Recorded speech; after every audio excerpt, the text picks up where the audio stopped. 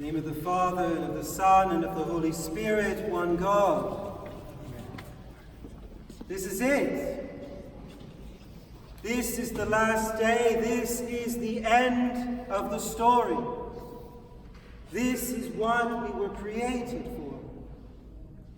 To be glorified by God Himself, to share in His divine life. This is what the prophets foretold. Those who were there at vigil last night would have heard, for example, the prophecy of Joel about the day of the Lord, the day when everything would be set right, because God Himself would pour out His Spirit upon all flesh. This is what everything in the universe, everything in human creation is tending towards, the glory of God.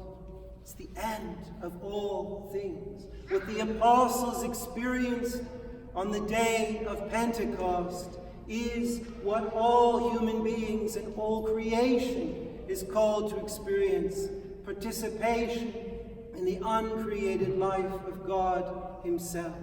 The glorification which they experienced that day is the same glorification of all the saints in all the ages. It's the same experience that we are called to. In fact, that all human beings will experience, save only the manner in which that is experienced.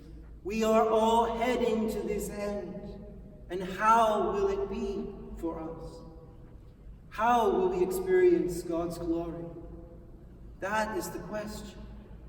You might well ask, why is it that if all human beings are going there anyway, why do we bother with all this?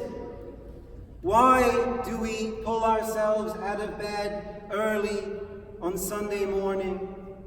And when other people are happily enjoying a beautiful day, golfing or walking or what have you, why do we come here? Why do we do all of these things? If we're heading there anyway, what's the point? As Christians, we are not given a different end. But what we are given here and through the holy sacraments of the Church is the opportunity to make the end now. We will all die as human beings, but as Christians, we are asked to die voluntarily in our baptism. All human beings will be given the experience of the Holy Spirit, but as Christians, we voluntarily choose to receive the Holy Spirit early and now by our holy chrismation. All human beings will be brought into union with God, but we as Christians are given the opportunity now to unite ourselves to His divine life through the divine body and blood of Holy Communion. It is our choice now to experience the end, to experience the last day. And why do we do this? Well, all of the Christian life, as we've been exploring since Pascha, is lived between Pascha and Pentecost. The whole Christian life is lived between our baptism, our chrismation, and Holy Communion. The whole Christian life is about preparing for the fullness of what we anticipate now through the Holy Sacraments. And how important then does this become when we gather together, as it says in the Acts this morning, in one place, in one accord. How important is this for us? No longer in our minds can we think of this as some sort of ritual or some sort of commemoration, some sort of community, right? Maybe to kind of sustain one another, giving each other encouragement through the trials and sufferings of this life. We withdraw from the world, don't we, to feel a little bit better for a time, for a spell, so we can go back and face again the temptations and sufferings of this life. Not at all. We come here to be at the end of all things. We come here to enact now the age to come, to experience now the light and life of the world, of the kingdom of Christ. We come here to live in the life of the Holy Trinity. That's how important these words, these actions, all of this is for our life. It is our participation here and now in the end of all things. That end to which all human beings are called and which all human beings will experience, but having done it already and experienced it now. Our prayer, our hope, our promise, the pledge of Christ himself is that we will be ready for that fulfillment of all things. When the experience we have here now is the permanent experience of all human beings. And what do I mean by that? Except that we share now in the communion of the Holy Trinity, the self-sacrificial love of the Holy Trinity. Father, Son, and Holy Spirit, eternally in loving union, one with the other, in self-emptying love, in a love which seeks not its own, in a love which gives up all power for the love of the other. That's what we come here to enact. That's what we come here to experience, so that when we are called into that communion finally, and for all time, then we already are prepared.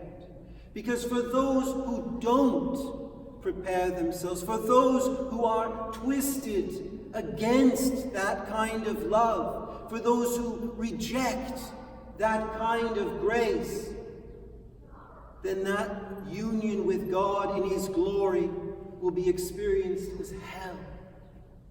Heaven and hell are the same, just different by way of preparation.